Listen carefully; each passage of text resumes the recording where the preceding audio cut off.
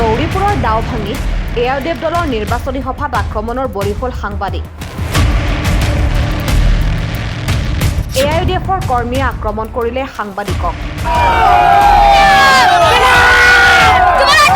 সাংবাদিকক খেদি খেদি আক্ৰমণ। চিয়াৰেৰে প্ৰহাৰ কৰিলে সাংবাদিকক। গুৰুতৰভাৱে আহত এজন সাংবাদিক। উল্লেখ্য যে হেলিকপ্টাৰ যোগে আজমল অহাৰ কথা আছিল, যদিও এতিয়ালৈকে উপস্থিত নোহোৱাত একাংশ ৰাইজ ক্ষুব্ধ হৈ পৰে আৰু সাংবাদিকৰ আগত ক্ষোভ প্ৰকাশ কৰে। তেনে সময়তে ভুল বাতৰি পৰিৱেশন কৰা বুলি মঞ্চৰ পৰা এজনৰ উচতনিত কৰ্মীৰ খটুৱাই সাংবাদিকক প্ৰহাৰ কৰা হয়। আজমলে কৰ্মীক চৰিয়াৰ পিছত এআইইউডিএফ দলৰ কৰ্মীৰ এয়া উগ্ৰ ৰূপ। ঘটনাস্থলীত গৌৰীপুৰ আৰক্ষীৰ এটা সজাতি দল উপস্থিত হৈছে। সম্প্ৰতি প্ৰাথমিক চিকিৎসাৰ বাবে হাস্পতাললৈ প্ৰেৰণ কৰা হৈছে আহত সাংবাদিকগৰাকীক।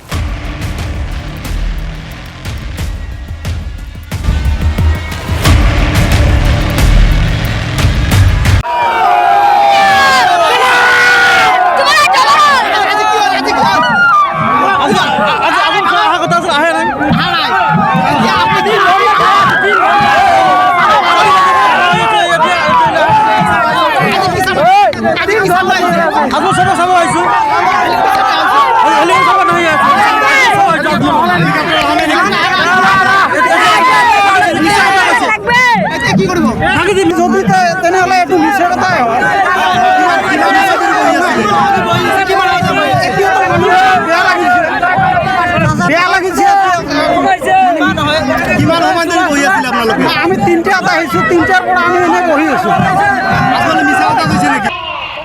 পাব্লিকে বাইট দি আছে যে হজম মলন মজুমদাৰ চাহাবে ষ্টেজৰ বাহিৰত ফিল্ডত তো হজম মলন মজুমদাৰ চাহাবে 3টা বজাত অহাৰ কথা আছিল, এতিয়ালৈকে নাই। আমি ইয়াত তাৰ অৱকাশ এইবিলাক মিছলিয়ে আমি ইয়াত মিটিং নাচাওঁ।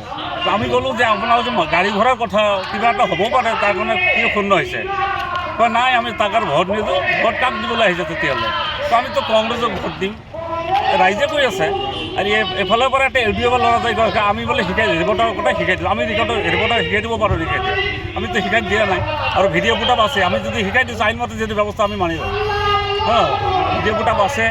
এখেতে মোক লোকচক কাঢ়ি ল'লে, স্থান ভাঙি দিলে, মোৰ ভৰিত চৰিত ফাটি গৈছে।